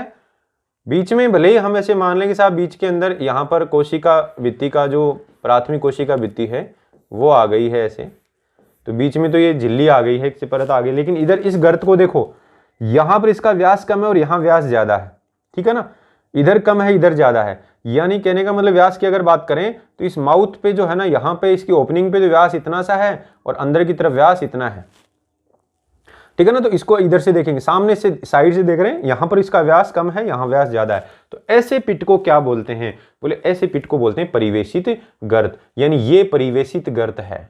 क्या है ये? परिवेशित गर्त, यानी एक समान नहीं है और यहां पर संपूर्ण लंबाई में एक समान है, ठीक है ना। तो इस तरीके से फ्रेंड्स ये आपको स्पेशली ध्यान रखना है कि परिवेशित गर्त और इसका दोनों का डिफरेंस क्या है। तो समझ में आया डिफरेंस? अब हम बात करेंगे कि ये जो गर्त हैं ये जनरली होते कहां पर हैं? क्या हर कोशिका में होते हैं? बोले नहीं, द्वितीय कोशिका भित्ति जहां होती है वहीं पर। तो द्वितीय कोशिका भित्ति कहां थी? बोले जाइलम, जाइलम के अंदर है ना। तो हम यहां बात करेंगे कि ये जो गर्त हैं अनावर्त बीजी पादपों की वाहिनिकाओं में होते हैं। एक तो कहां पर? अनावर्त बीजी पादप, यानी जो जिम्नोस्पर्म है, जिम्नोस्पर्म की वाहिनिकाओं में होते हैं। साथ में आवर्त बीजी यानी जो एंजियोस्पर्म है उनकी दोनों पादपों में दोनों गर्त होते हैं। देखो यहां पर अगर हम बात करें कि जो अनावर्त बीजी पादपों की वाहिकाओं में होते हैं और सब जो आवर्त बीजी हैं उन पादपों में ये दोनों टाइप के गर्त पाए जाते हैं, दोनों टाइप के गर्त एंजियोस्पर्म्स में,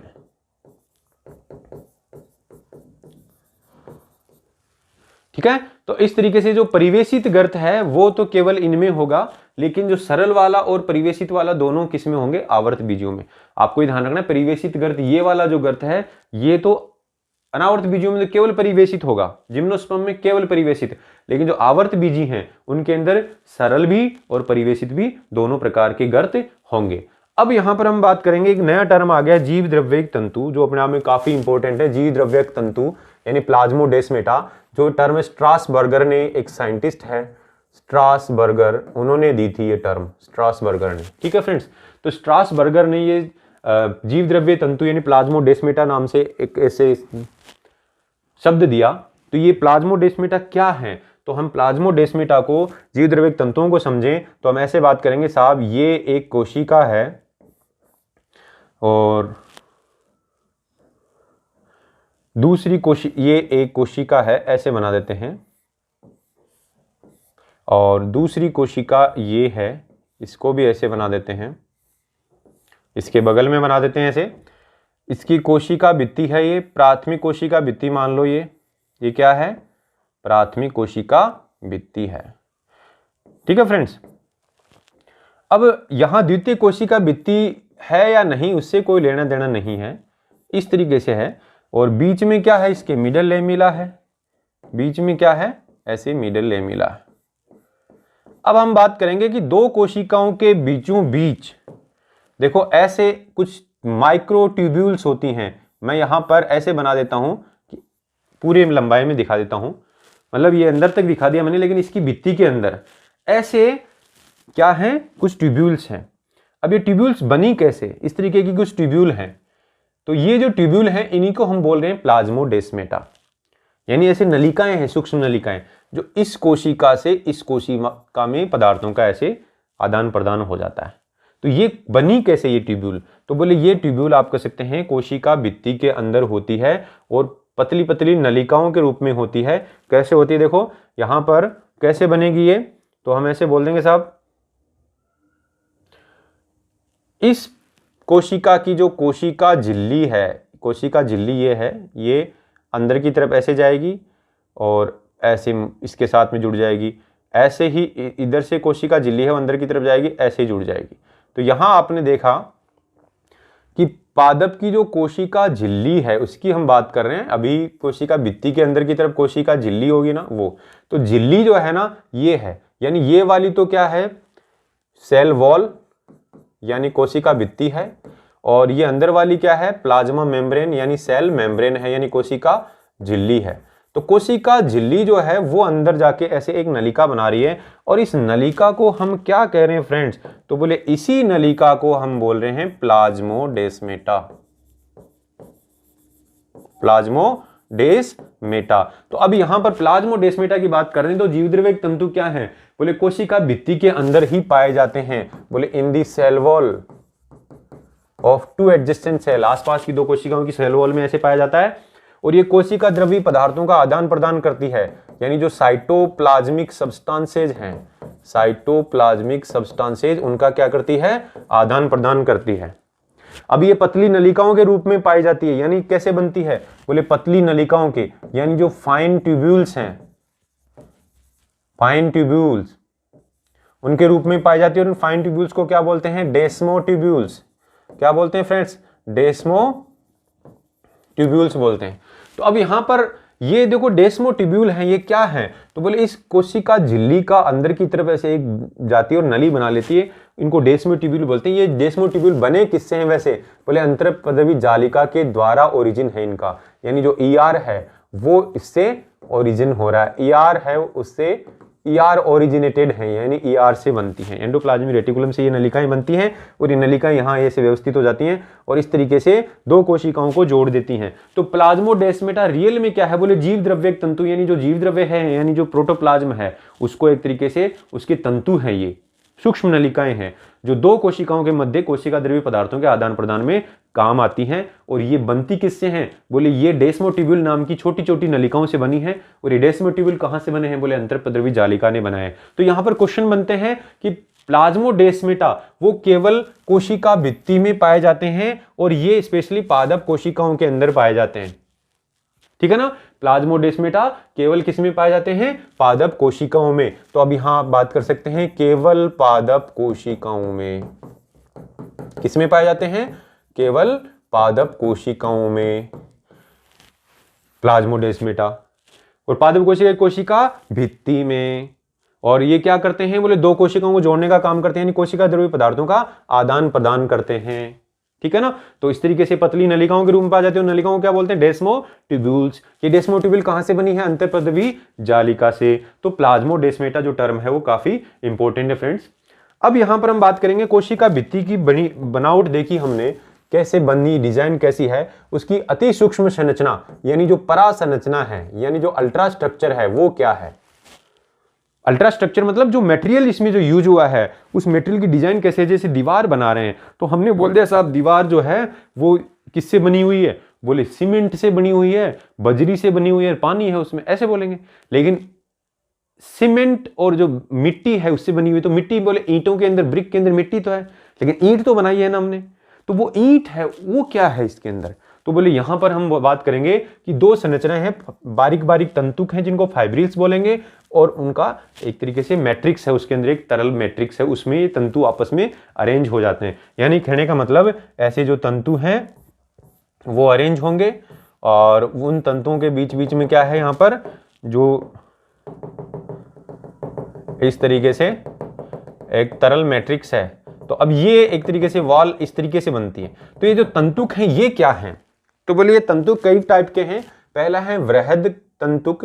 वृहद तंतुक मतलब मैक्रोफिब्रिल, मैक्रोफिब्रिल्स। अब वृहद तंतुक हैं वो 250 लघु तंतुकों से बने हैं। यानी लघु तंतुक क्या है फिर, यानी माइक्रोफिब्रिल। तो एक लघु तंतुक है वो 200 माइसिलीज से बने हुए हैं। यानी एक तरीके से ये जो माइसिली हैं वो अलग संरचनाएं हैं। और एक माइसिली क्या है, बोले 100 सेलुलोजिक चेन से, यानी लगभग 100 सेलुलोज की चेन है उनसे बनी हुई है। और एक जो चेन है वो सेलुलोज की वो क्या है, बोले इसमें 3000 to 6000 ग्लूकोज मॉलिक्यूल है। तो यहां पर हमने देखा कि यहां से स्टार्ट करते हैं। हमने बात की थी कोशिका भित्ति किस पदार्थ से बनी होती है, बोले सेलुलोज से बनी होती है। तो बोले सेलुलोज के किससे बना होता है, बोले ग्लूकोज से। तो यहां देखो अब कैसे होता है कि भी 3000 से 6000 यानी 3000 to 6000 ग्लूकोज के जो मॉलिक्यूल हैं वो आपस में जुड़ते हैं। यहां से उल्टा पढ़ते हैं। हमने बोल दिया कोशिका भित्ति सेलुलोज से बनी है, लेकिन सेलुलोज की बात करें, सेलुलोज किससे बना हो, बोले ग्लूकोज के अणु से। बोले 3000 से 6000 ग्लूकोज के अणु आपस में जुड़ते हैं। और कैसे जुड़ते हैं, उनके बीच में क्या कौन सा बंध है, β14 लिंकेज। ये मॉलिक्यूल बायोमोलिक्यूल्स में यानी जैव अणुओं में हम बहुत अच्छे से पढ़ेंगे। तो β14 लिंकेज अभी समझ में नहीं आ रहा, कोई दिक्कत नहीं, याद कर लो β14 लिंकेज है। यानी ग्लूकोज के अणु β14 लिंकेज से आपस में जुड़ते हैं और क्या बनाते हैं, one chain of cellulose. Cellulose की एक श्रृंखला बनाते हैं, एक चेन बनाते हैं सेलुलोज के अणु की, यानी एक सेलुलोज का अणु बनता है। फिर उसके बाद में 100 सेलुलोजिक चेन, सेलुलोज की 100 चेन है वो क्या करेंगी, तो बोले इसमें क्या करते हैं कि सेलुलोज की जो 100 चेन है वो मिलकर एक माइसिली बनाएंगे, यानी एक छोटी सी गोलाकार संरचना बनाएंगे। ठीक है, अब वो सेलुलोज की जो चेन से जो माइसिली बने थे, ऐसे 20 माइसिली यानी छोटे छोटे वो गोलाकार संरचनाएं मिलकर क्या बनाएंगे, एक छोटा सा तंतु बनाएंगी, माइक्रोफिब्रिल बनाएंगी। फिर ये जो माइक्रोफिब्रिल बना है वो जो 250 माइक्रोफिब्रिल यानी लघु तंतुक आपस में जुड़ के एक बड़ा सा तंतुक बनाएंगे, और वो तंतुक यहां पर ऐसे व्यवस्थित होगा। ठीक है ना। तो इस तरीके से हम कह सकते हैं कि ये जो वृहद तंतुक, लघु तंतुक और ये सब किससे बने हुए, बोले सेलुलोज से ही बने हुए हैं। तो ये जो तंतुक है सेलुलोज से बने, और बीच के अंदर जो अलग मटेरियल है जालक के अंदर, जो बाकी सेलुलोज के अलावा जो भी मटेरियल है वो भरा हुआ है। तो ये जो संरचना है ये हमारे सिर्फ ये हमें पता रहना चाहिए कि किससे क्या बना हुआ है, बाकी ये ज्यादा इंपॉर्टेंट नहीं है। अब हम बात करें कोशिका भित्ति पर जो लिग्निन जमा होता है उसके प्रतिरूप, यानी किस पैटर्न में, यानी प्रतिरूप का मतलब पैटर्न, कैसे जमा होगा। जैसे दीवार पे हमने सीमेंट को जमाया है तो कैसे जमाया, बोले ऐसे प्लास्टर के रूप में जमाया या फिर उबड़ खाबड़ जमा दिया है, ऐसे हम यहाँ पैटर्न की बात करेंगे। तो सेल वॉल पर जो लिग्निन का जमाव होता है, तो हमने देखा था बाहर की तरफ क्या है, द्वितीय कोशिका भित्ति है, सॉरी प्राथमिक कोशिका भित्ति, अंदर की तरफ क्या है, द्वितीय कोशिका भित्ति। तो लिग्निन तो द्वितीय कोशिका भित्ति के अंदर जमा होता है। तो द्वितीय कोशिका भित्ति कैसे जमा होगी, बोले हमारी जो प्राइमरी वॉल है वो ईंटों की बनी हुई है, उसमें हम सीमेंट चिपका रहे हैं ऐसे मान लो, तो कैसे चिपकेगी, तो बोले ये लिग्निन किस प्रकार से जमा होता है। तो पहला है वलयाकार फॉर्म में, यानी एनुलर फॉर्म में, यानी जमाव वलय के रूप में, यानी रिंग्स के फॉर्म में जमा होता है। तो कैसे, तो बोले वलय के रूप के मतलब मान लीजिए ये हमारा जाइलम का जो वेसल है या वाहिका है ऐसे है, और इसमें इसका जमाव होता है लिग्निन का, तो साहब वो वलय के रूप में हो रहा है। यानी ऐसे एक वलय बन गई, ऐसे दूसरी वलय बन गई, तीसरी वलय बन गई, चौथी वलय बन गई, इस तरीके से मटेरियल का उसमें जमाव है। तो इसको बोलते हैं वलयाकार डिपोजिशन। फिर उसके बाद में बोले साहब सर्पिलाकार। तो सर्पिलाकार की अगर बात करें तो इसमें डिपोजिशन कैसे होगा, बोले स्पाइरल फॉर्म में है, जमाव है स्पाइरल फॉर्म में, सर्पिल फॉर्म में है। तो जमाव कैसे होगा, तो बोले सर्पिल वाले की बात करें तो ऐसे बताएंगे साहब ये हमारा वाहिका या वेसल है, और इसके अंदर अगर जमाव की बात करें तो ऐसे जमा हो जाएगा। कैसे, स्पाइरली ऐसे, है ना, यानी पूरी दीवार पे ऐसे स्पाइरली ऐसे रिंग बनी हुई है, पूरी दीवार पे अंदर की तरफ से ऐसे रिंग बनी हुई है, इसको स्पाइरली बोल दिया। वहां केवल रिंग थी, एक रिंग, दो रिंग ऐसे। फिर है सोपानवत यानी स्केलरी फॉर्म। इसमें कैसे बनेगा साहब, तो बोले इसके अंदर जो आप कह सकते हैं सोपानवत में अगर बात करें तो इस तरीके से डिपोजिशन होगा। कैसे डिपोजिशन होगा, बोले यहां पर सोपानवत की अगर बात करें तो 1 2 3 4 5 6 ऐसे जमा हो रहा है। तो इसका मीनिंग क्या है, ये सोपानवत का मीनिंग ये है कि भाई ऐसे दीवार पे एक सीढ़ी दूसरी सीढ़ियाँ लगी होती हैं, जो पत्थर की सीढ़ी लगी होती है दीवार में ऐसे बाहर की तरफ निकली हुई, वैसे ये सोपानवत स्केलरी फॉर्म है, जमाव सीढ़ियों के रूप में ना, स्टेप्स के रूप में ऐसे जमा हो रहा है। फिर उसके बाद में अगला जो जमाव का जो तरीका है वो है जालिकावत यानी रेटिकुलेट यानी जाल के रूप में, एक नेटवर्क के रूप में। तो नेटवर्क के रूप में कैसे जमा होगा कि साहब ये मान लीजिए हमारा वो वेसल है और उसकी दीवार की अगर बात करें तो उसमें जालिका के रूप में हमारा ऐसे जमा है, यानी इस तरीके से जो मटेरियल है वो उसका जमाव हो रहा है, लाइक दिस, है ना। तो इस तरीके से जमाव है। फिर पांचवा है गर्तमय। तो गर्तमय की अगर बात करें तो गर्तमय कैसा है साहब, तो बोले ऐसे मान लीजिए हमारा जो अंदर से वेसल का वॉल है, इस वॉल को बता रहे हैं, उसमें सरल गर्त के रूप में और परिवेशित गर्त के रूप में। सरल गर्त का तो मतलब ये है कि साहब ऐसे गर्त बने हुए हैं,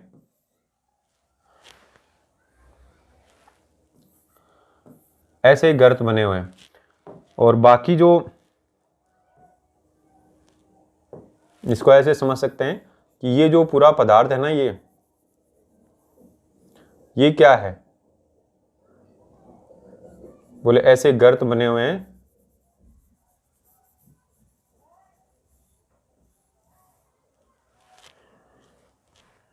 इसको ऐसे बना देते हैं थोड़ा सा,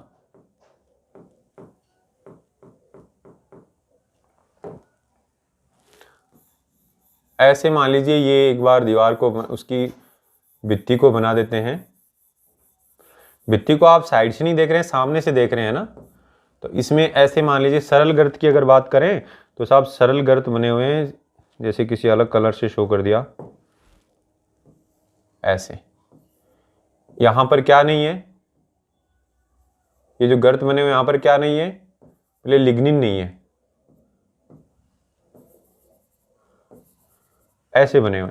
तो फ्रेंड्स यहां पर बताने वाली बात यह है कि हमारा जो ये जो है ना, ये तो है गर्त, और जो ग्रीन ग्रीन दिख रहा है पूरा वो क्या है, लिग्निन। तो लिग्निन का जमाव गर्त के फॉर्म में हो रहा है, यानी सरल गर्त के रूप में हो रहा है। ऐसे यहाँ पर लिग्निन का अमाउंट मटेरियल नहीं है, मतलब ये जो जहां पर नीला दिख रहा है ना, वहां छेद बना हुआ है गोल गोल ऐसे सरताक, मतलब बेलनाकार रूप में ऐसे छेद बना हुआ है, तो वो सरल गर्त के रूप में होगा। ये क्या हो गया, सरल गर्त के रूप में। परिवेशित गर्त के रूप में यानी बॉर्डर पिट की बात करें तो वो छिद्र कैसे होंगे, तो बोले उनके अंदर अगर बात करें तो साहब हमारी जो ये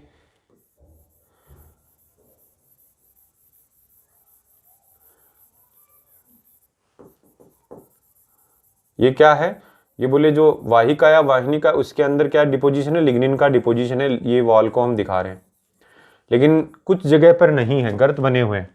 तो अब गर्त को कैसे शो करेंगे, बोले यहां पर ऐसे गर्त बने हुए हैं। मुख है वो तो छोटा सा है अंदर से, मुख तो क्या है ऐसे बना हुआ है मुख तो, और अंदर से गर्त है वो ज्यादा, अंदर से जो गर्त है वो क्या है, थोड़ा सा ज्यादा बड़ा है, यानी इस तरीके से है अंदर की साइड में।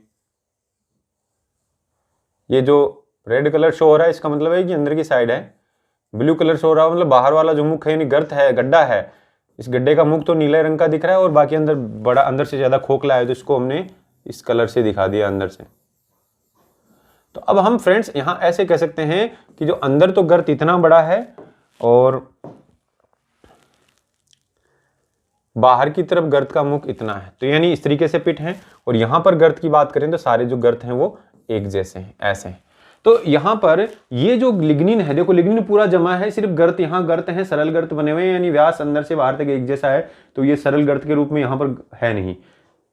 क्या नहीं है, लिग्निन नहीं है, बाकी हरा दिख रहा है वो लिग्निन है। इधर अगर बात करें लिग्निन पूरा है, लेकिन जगह जगह देखो ऐसे गर्त बने हुए हैं, तो ये गर्त का मुख तो है छोटा सा, अंदर है खोखला, एक पिंक वाला जो दिख रहा है वो अंदर क्या है, खोखला है, यानी गर्त मुख तो इससे खोखला और अंदर खोखला, मुख तो छोटा सा अंदर खोखला, तो इस तरीके से गर्त बने हुए उनको बोलते हैं परिवेशित गर्त। तो इस तरीके से भी जमा हो सकता है। तो ये जो सारे पैटर्न थे जमा के, ये आपको काफी कई बार आते हैं, हालांकि ये थ्योरेटिकल ज्यादा इंपॉर्टेंट है पढ़ने के लिए, एग्जाम में इतना ज्यादा पूछने के चांसेस नहीं है कि किस टाइप के, लेकिन जब हम पादप उत्तक पढ़ेंगे तब वहां पर हम पढ़ेंगे कि किस टाइप के गर्त कहां पे प्रेजेंट है ना। यहां पर तो आपको गर्त का जो लिग्निन का जो डिपोजिशन का जो पैटर्न है वो ध्यान रखना है।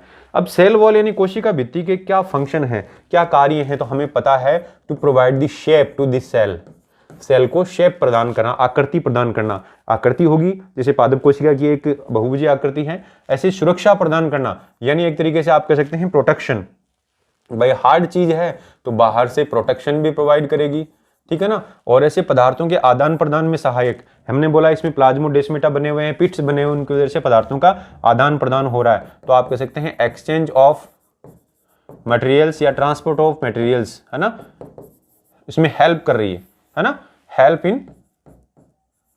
Helps in exchange of materials. तो इस तरीके से ये जो पादप कोशिका की जो कार्य है, कोशिका भित्ति के जो कार्य हैं कि भाई शेप प्रोवाइड कर रही है, सुरक्षा प्रदान कर रही है और मटेरियल का एक्सचेंज कर रही है, तो ये अपने आप में इंपॉर्टेंट है। तो फ्रेंड्स यहाँ पर इस क्लास में हमने बहुत कुछ पढ़ा, तो उम्मीद है आपको ये क्लास पसंद आई होगी। तो ये क्लास अपने आप में काफ़ी कंसेप्टिव क्लास थी, क्योंकि बहुत सारे एग्जाम्स में यहाँ से क्वेश्चन आते हैं, स्पेशली सेल वॉल का जो डिटेल हमने जो पार्ट पढ़ा वो काफ़ी इंपॉर्टेंट है। तो मिलते हैं नेक्स्ट क्लास में, यानी जो नेक्स्ट पार्ट है वो कल की क्लास में आएगा, तो कल के मतलब नेक्स्ट डे को आएगा। तो उम्मीद है क्लास पसंद आई होगी। तो जल्दी से बाय वाले गुरुजी चैनल को सब्सक्राइब कर दें और बेल आइकन को दबा दें, ताकि आने वाले वीडियोज़ की नोटिफिकेशन मिलते रहें, और इस वीडियो को ज़्यादा से ज़्यादा लाइक और शेयर करो ताकि ज़्यादा से ज़्यादा बच्चों तक पहुँचे। तो फ्रेंड्स मिलते हैं नेक्स्ट क्लास में। Thank you.